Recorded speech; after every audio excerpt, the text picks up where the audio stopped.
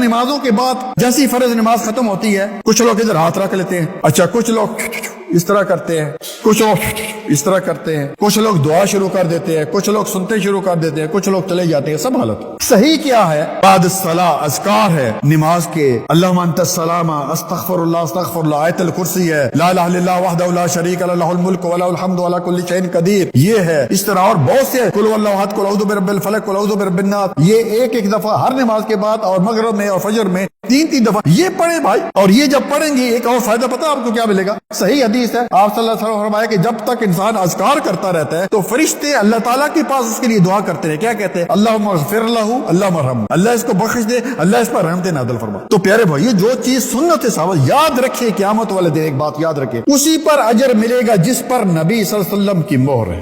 رسول اللہ صلی اللہ علیہ وسلم کے طریقے پر جو عبادت کی ہوگی اسی پر. یہ نہیں آج بہت سارے کیا لوگ کہتے ہیں اس میں حرج کیا ہے؟ اس میں سب سے بڑا حرج یہ ہے کہ یہ رسول اللہ صلی اللہ علیہ وسلم کا طریقہ نہیں. اس میں سب سے بڑا حرج یہ ہے کہ تو جو آج بات کر رہا ہے، تیرا یہ دعویٰ ہے کہ 1400 سال پہلے نبی صلی اللہ علیہ وسلم کو پتہ نہیں چلا، آج میں ایجاد کر لوں. اس لیے جو ہے وہی کام کرے جس پر نبی صلی اللہ علیہ وسلم کی مہر ہے.